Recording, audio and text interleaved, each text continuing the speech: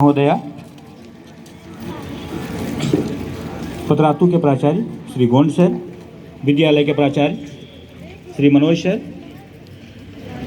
इस विद्यालय परिसर में विभिन्न विद्यालयों से आए हुए शिक्षकगण, प्यारे बच्चों और मेरे सहकर्मियों,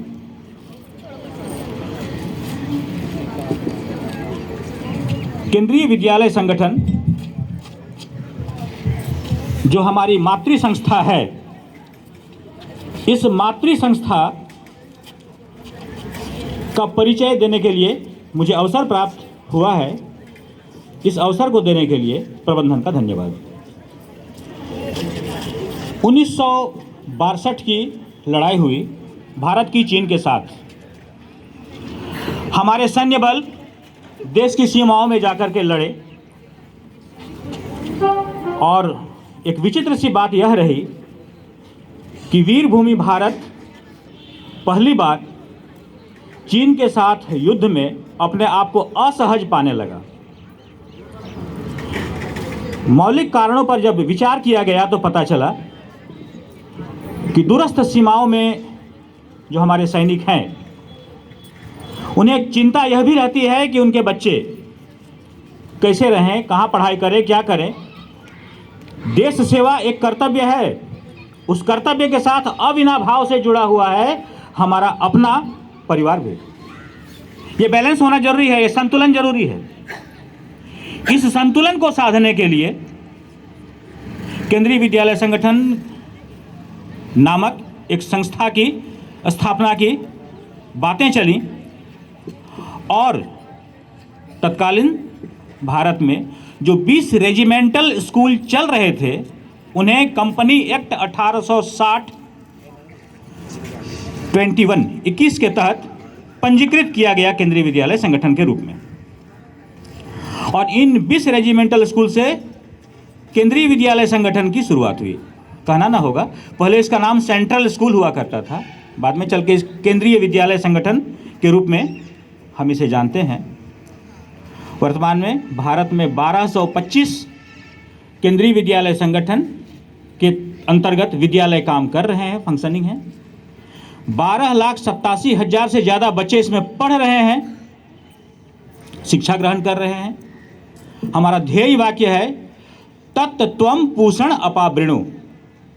पूषण देवता का नाम है, पूषण से प्रार्थना की गई है। इसका पूरा मंत्र यह है, हिरण्मयेन पात्रेण सत्यस्यापि हितं मुखम तत्त्वं पूषण अपावृणु सत्य धर्माय वृत्ते।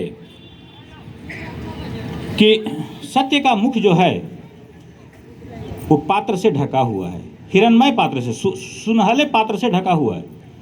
उस सुनहले पात्र को हटाओ और ज्ञान के प्रकाश को आलोकित होने दो। ये ढका हुआ जो अंधेरा बना हुआ है उसको हटाओ और आलोकित होने दो। ये गांठ खोलो। गांठ खोलने से कहानी याद आती है। एक बार क्या हुआ, प्रयागराज में कुछ संतों को लगा कि बाबा विश्वनाथ के दर्शन करके आते हैं। अब संतों को लगा कि अगर विश्वनाथ जी का दर्शन करना है शिवरात्रि के दिन, मौसम ऐसे भी सुहाना हो जाता है, तो क्यों ना। तो लोगों ने प्रस्ताव दिया ट्रेन से चलते हैं, कुछ ने प्रस्ताव दिया 4 व्हीलर 4 चक्के से चलते हैं। साधुओं को बात जमी नहीं, संतों को बात जमी नहीं, और उन्होंने कहा कि अगर इस तरह चलना होगा ट्रेन में तो पता नहीं, वो रिजर्वेशन का चक्कर होता है और परेशानी होती है। भैया ऐसा करते हैं ना, हम लोग सब नाव से चले चलते हैं। और वो नाव से चल निकले। रात का समय व्यवस्थित हुआ। कुछ साधु संतों ने भांग का सेवन कर लिया और जाके नाव पर सवार हो गए। चांदनी रात थी, नाव पर सवार हो गए और चले बाबा विश्वनाथ के दर्शन करने के लिए। और जब जा रहे हैं तो रात भर उन्होंने कहा कि भाई नाविक को कि भैया आप बैठ जाओ, हम लोग नाव चला लेंगे। और बैठ के वो चप्पू चलाते रहे, भजन कीर्तन होता रहा। रात भर नाव की यात्रा चली। सवेरा सवेरा जब होने को आया, संतों में से किसी ने पूछा, भैया देखो तो कहाँ तक पहुंचे हैं? इधर अगल बगल में बिजली का प्रकाश भी दिख रहा है, लाइट भी दिखाई दे रही है, रिहायशी इलाका दिखाई दे रहा है, देखो तो कहाँ तक पहुंचे। उसने कहा कि भैया हम तो अभी इलाहाबाद ही लग रहे हैं।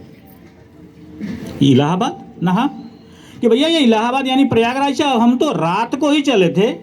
गजब कर रहे हो भाई, अभी तक वहीं पहुंचे हुए हो नहा। देख लिए वही सीढ़ियाँ वही कुछ हैं। लोगों ने देखा तो पता चला कि नाव की जो गांठ थी वो खोली नहीं थी। हम सबके साथ यही स्थिति है। नाव की अगर गांठ, लंगर की गांठ नहीं खोलेंगे तो रात भर चप्पू चलाते रहे, मुकाम तक, बाबा विश्वनाथ के दर्शन करने तक नहीं पहुंच पाएंगे हम।